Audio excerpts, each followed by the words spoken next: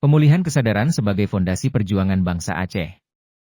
Bangsa yang kehilangan ingatan adalah bangsa yang terputus dari jati dirinya, terombang-ambing tanpa arah, dan tidak mampu menentukan nasibnya sendiri. Aceh, sebagaimana diungkapkan dalam narasi di atas, tengah berada dalam situasi yang mengkhawatirkan, yaitu kehilangan kesadaran kolektif sebagai bangsa yang pernah memiliki sejarah panjang perjuangan dan kedaulatan. Dalam kondisi seperti ini, perjuangan apapun, termasuk perjuangan kemerdekaan, akan sia-sia tanpa adanya pemulihan kesadaran terlebih dahulu.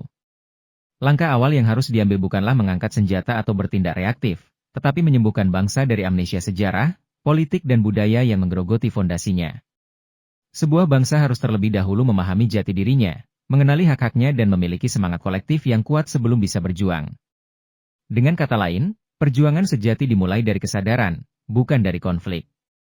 Proses ini membutuhkan pembangunan di 3 ranah utama: politik, untuk memperkuat arah perjuangan dan mengembalikan visi kedaulatan; budaya, untuk memulihkan identitas dan kebanggaan sebagai bangsa yang hebat; dan pendidikan, untuk membangun generasi yang sadar akan hak-hak dan tanggung jawabnya. Ketiganya menjadi landasan kokoh bagi sebuah bangsa untuk berdiri tegak dan menentukan masa depannya sendiri. Senjata, dalam hal ini, bukanlah solusi utama atau akhir dari perjuangan. Senjata hanya akan bermakna jika digunakan oleh bangsa yang sadar, bersatu dan memiliki tujuan yang jelas.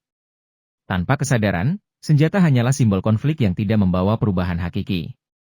Oleh karena itu, sebelum melangkah ke medan pertempuran, medan pemikiran, budaya, dan pendidikan harus terlebih dahulu dikuasai. Aceh, seperti bangsa lainnya yang pernah terjajah, memiliki potensi besar untuk bangkit.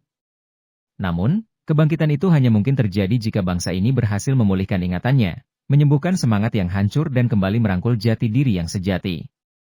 Perjuangan sejati dimulai dari dalam diri, dengan politik, budaya, dan pendidikan sebagai senjata utamanya.